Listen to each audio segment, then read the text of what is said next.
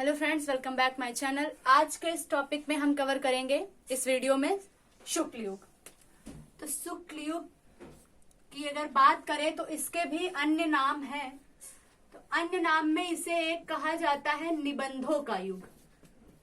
इस युग में निबंध की संख्या बहुत थी, मतलब अधिक लोगों ने निबंध बहुत लिखे, इसलिए इसको निबंधों का युग भी कहा जाता है। और एक हम सभी जानते हैं छायावादी युग। छायावादी युग। और तीसरा है समालोचन युग, यानी समालोचना भी इस युग में की गई है। अधिकतर निबंधों के साथ साथ समालोचना भी की गई। समालोचन युग। तो ये हो गए शुक्ल युग के अन्य नाम, यानी निबंधों का युग, छायावादी युग और समालोचन युग। अब बात करते हैं इसके प्रवर्तक के, यानी इस युग का नाम किसके नाम पर पड़ा।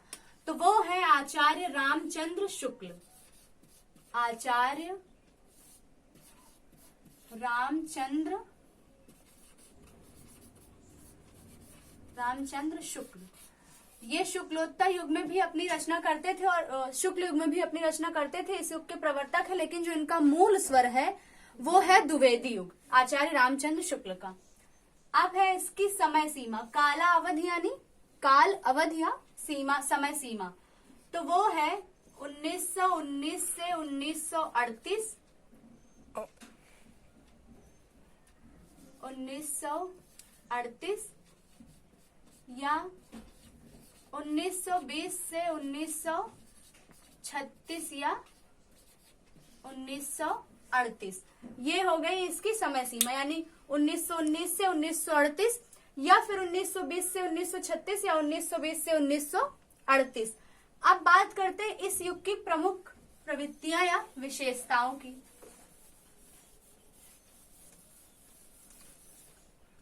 तो जो प्रवृत्तियां हैं या विशेषताएं हैं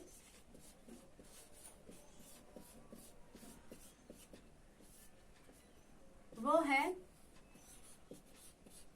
सांस्कृतिक व सामाजिक चेतना। सांस्कृतिक व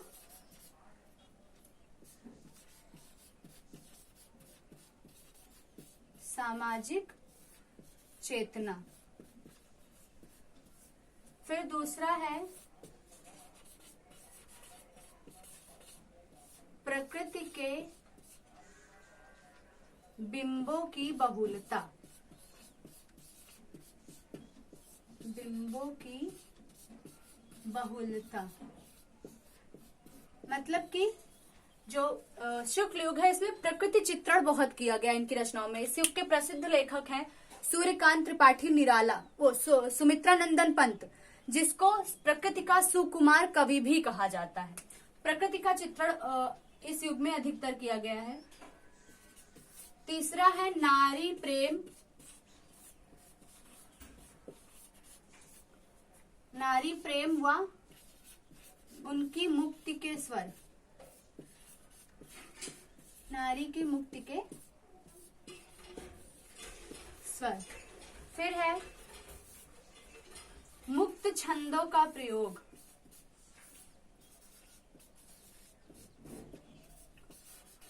मुक्त छंदों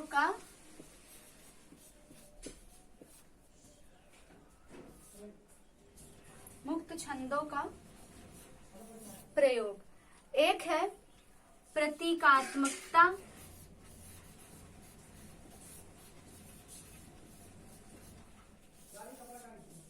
लाक्षणिकता।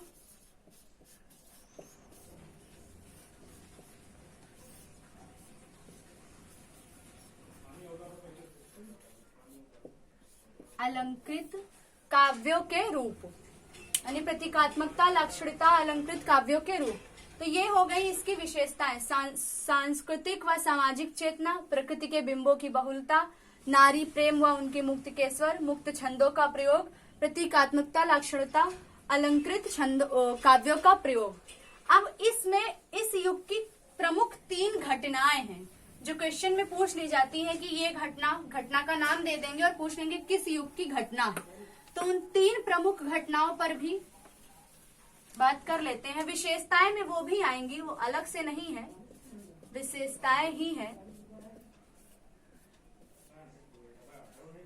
3 घटना।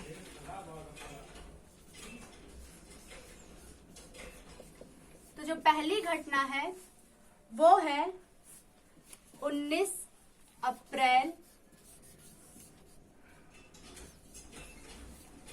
1919 की, जिसको कहते हैं जलियांवाला बाग कांड। जलियांवाला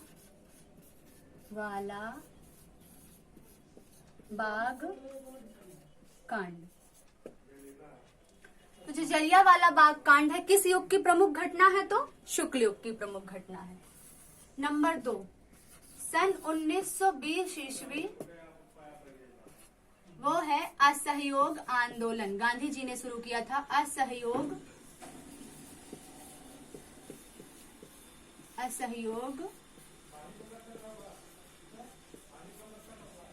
आंदोलन। फिर तीसरी है 23 मार्च 1931 ईस्वी, वो है भगत सिंह को फांसी। भगत सिंह को फांसी। यानी ये तीनों घटनाएं शुक्ल युग की हैं। जलियांवाला बाग कांड, असहयोग आंदोलन और भगत सिंह को फांसी शुक्ल युग में ही दी गई थी। मतलब जब शुक्ल युग चल रहा था तब की ये घटनाएं हैं। तो ये हो गई 3 प्रमुख घटनाएं। हमने बात कर लिया प्रवर्तक के, जो कि हैं आचार्य रामचंद्र शुक्ल। समय सीमा 1919 से 1938 या 1920 से 1936 या 1938 और प्रवृत्तियां। अब आते हैं इनके प्रमुख लेखक पे। तो जो शुक्ल युग के प्रमुख लेखक हैं उसमें 4 स्तंभ नाम से जो प्रसिद्ध है, 4 स्तंभ, वो है प्रसाद, जिनको शॉर्टकट में बोलते हैं प्रसाद, पंत, निराला और महादेवी वर्मा। और महादेवी वर्मा। तो ये हो गए इसके 4 स्तंभ। इस युग के सबसे प्रमुख लेखक जो हैं, जिनको 4 स्तंभ कहा जाता है शुक्ल युग का, वो है प्रसाद, पंत, निराला और महादेवी वर्मा। प्रसाद यानी जयशंकर प्रसाद, पंत सुमित्रानंदन पंत, निराला सूर्यकांत त्रिपाठी निराला और महादेवी वर्मा। तो ये तो है कॉमन, सबको पता है कि हाँ 4 स्तंभ है, प्रसाद, पंत, निराला, महादेवी वर्मा। लेकिन जो क्वेश्चन घुमा के पूछा जाता है वो ये है कि शुक्ल युग के लघुत्रयी और वृहत्त्रयी, उनके नाम बताइए।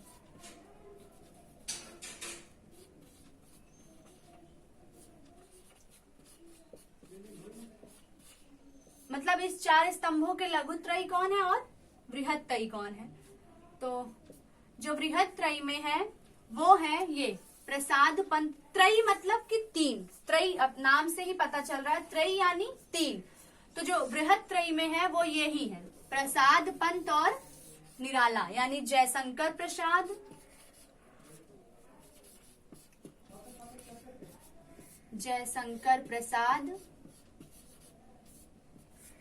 सूर्यकांत त्रिपाठी,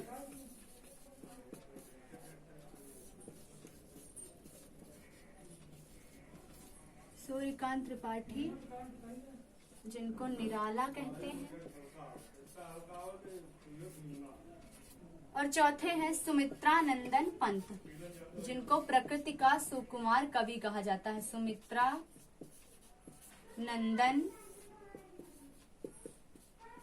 पंत प्रकृति के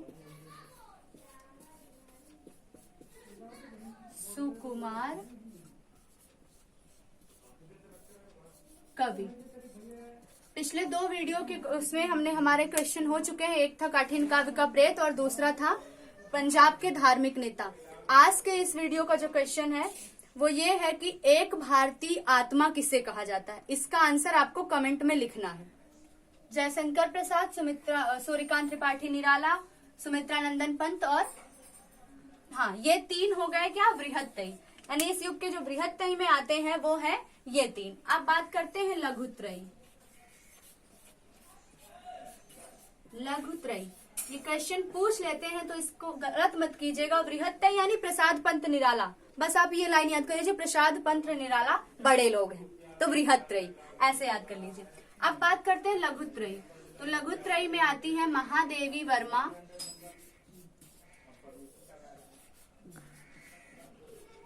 महादेवी वर्मा, दूसरे राजकुमार वर्मा, हाँ राजकुमार वर्मा,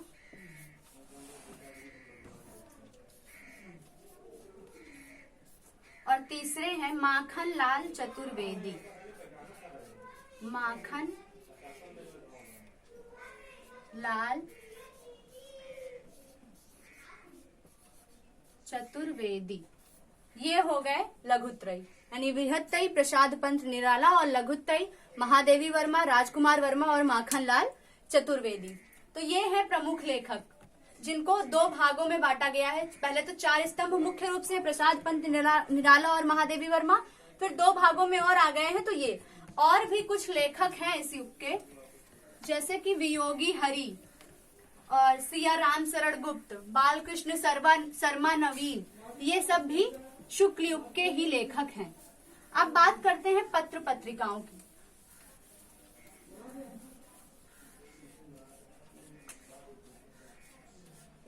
तो जो पत्रिका है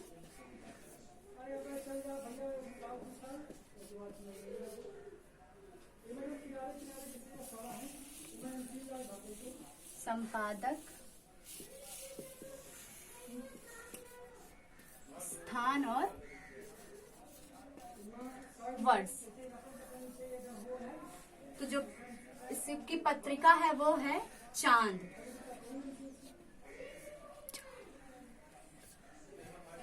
जिसके संपादक हैं राम रख सहगल और चंडी प्रसाद, जिनको हृदयेश कहा जाता है, चंडी प्रसाद यानी हृदयेश। तो इन्होंने संपादन कहां से किया था?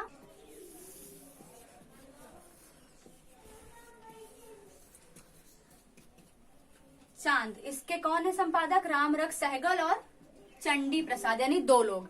तो चंडी प्रसाद को हृदयेश भी बोलते हैं। कहां से किया था? प्रयाग, और वर्ष क्या है? 1920। फिर है प्रभा, इसके हैं बालकृष्ण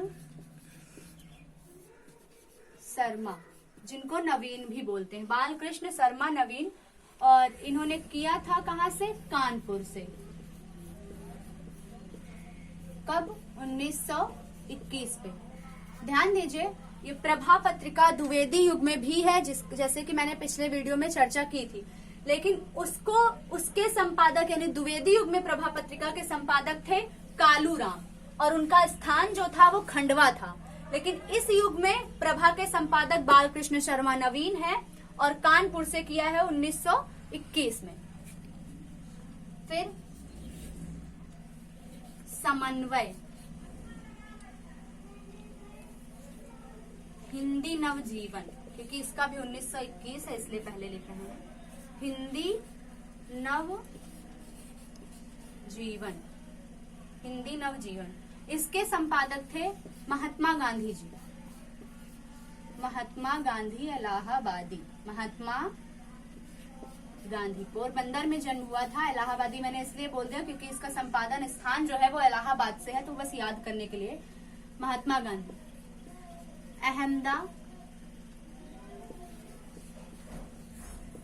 अहमदाबाद से हिंदी नवजीवन की के संपादक महात्मा गांधी, स्थान क्या है? अहमदाबाद, और वर्ष 1921 ईस्वी। फिर है समन्वय,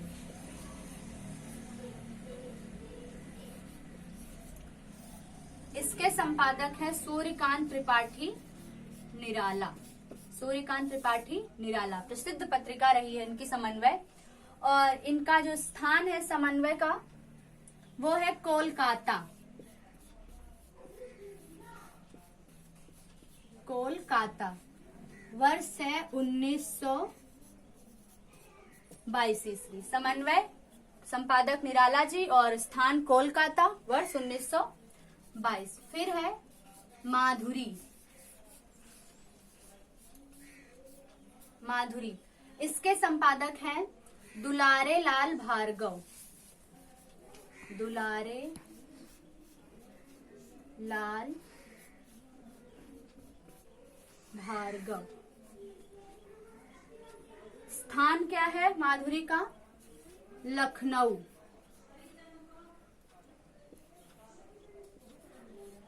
लखनऊ से किए हैं 1922 ईस्वी में। माधुरी के संपादक कुछ वर्षों तक मुंशी प्रेमचंद्र भी रहे हैं, लेकिन 1922 ईस्वी में दुलारे लाल भार्गव ने किया था। एक पत्रिका और है, वो है साहित्य संदेश।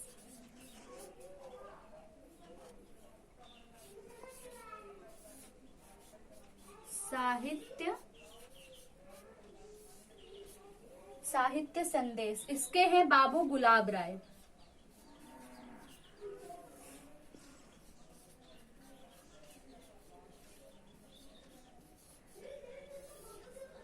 बाबू गुलाब राय। और प्रकाशन स्थान क्या है?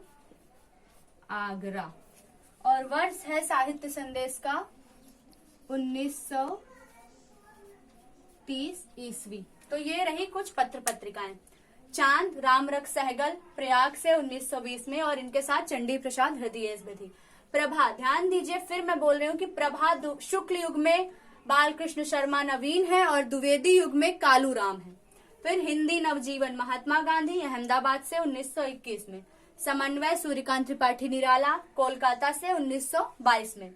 माधुरी दुलारे लाल भार्गव लखनऊ से 1922 में। फिर साहित्य संदेश बाबू गुलाब राय आगरा 1930 में। माधुरी के संपादक कुछ वर्ष इसके बाद मुंशी प्रेमचंद्र भी थे। तो ये हो गई पत्र पत्रिकाएं, यानी इस युग का भी हमने सब कवर कर लिया।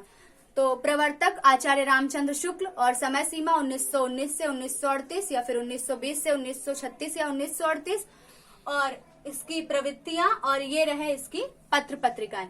वो 3 प्रमुख घटना जो है वो याद रखिएगा कि जलियांवाला बाग कांड 1919, 1920 असहयोग आंदोलन और 1931 भगत सिंह को फांसी।